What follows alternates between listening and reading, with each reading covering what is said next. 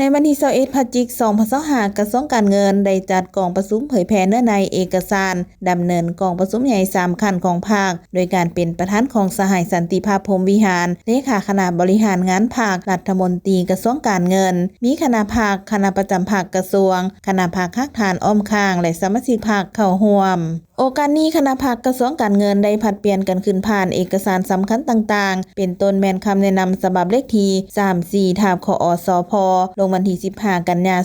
2023ยกสูงความสามารถนำพาและความเป็นแบบอย่างน้ำหน้าของสมาชิกภาคเด็ดเดี่ยวแก้ไขปรากฏการณ์ย่อท่อได้ทันแถวพนักงานสมาชิกภาคตั้งหน้าฝึกฝนหล่อหลอมคุณทัศน์การเมืองและคุณสมบัติศีลธรรมปฏิวัติแจ้งการกักเกียมและดำเนินกองประชุมใหญ่ของสมาชิกภาคและดำเนินกองประชุมใหญ่สมาชิกภาคหน่วยภาคภาคฐานของตนพร้อมนี้สหายสันติภาพพรหมวิหารได้มีคำเห็นว่าจุดประสงค์ของการจัดกองประชุมในครั้งนี้แม่นกักเกียมความพร้อมรอบด้านให้แก่การดำเนินกองประชุมใหญ่ของบรรดาหน่วยภาคภาคฐานที่ขึ้นกับองค์คณะภาคกระทรวงการเงินตามแจ้งการของคณะจัดตั้งศูนย์กลางภาคฉบับเลขที่1385/ขจสพ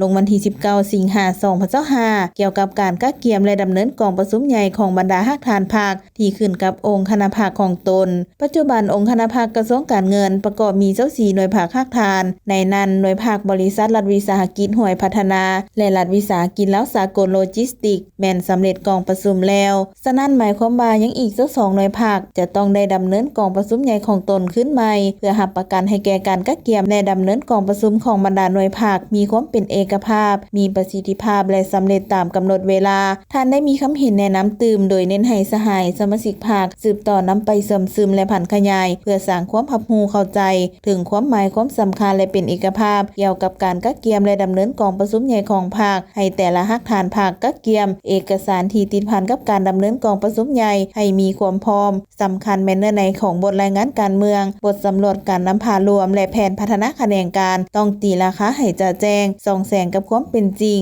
ให้มีการหันเปลี่ยนอย่างแข็งแรงอย่างตั้งหน้าเลือกเซิงยกสูงความรับผิดชอบในการพิจารณาเลือกเป็นเอาบุคลากรที่จะประกอบเข้าในคณะหน่วยภาคสุดใหม่เลือกให้ได้ผู้ที่มีความรู้ความสามารถที่จะนำพาปรับปรุงเวียกงานกลุ่มกองของตนให้มีท่าก้าวดีขึ้นพร้อมนั้นสมาชิกพรรคต้องมีความนักแน่นมีจรรยาบรรณจริยธรรมมีความรับผิดชอบสูงต่อการใช้สิทธิของตนในการเลือกตั้งโครงประกอบของคณะหน่วยภาคให้ประกอบมีเพศเผ่ามีจำนวนเพิ่มขึ้นตามจุดพิเศษเฉพาะของหน่วยภาครับประกัน3หุ้นมีทั้งผู้เก่าผู้ใหม่มีอัตราส่วนที่เหมาะสมในนั้นหุ้นกลางและหุ้นนุ่มให้กวมเอาอัตราส่วนหลายสร้างได้พนักงานสืบทอดเป็นแทนอย่างต่อเนื่องตามที่หันเป็นนุ่มต้องรับประกันความนักแน่นทางด้านแนวคิดการเมืองสมคู่กับหน้าที่การเมืองที่ได้รับมอบหมาย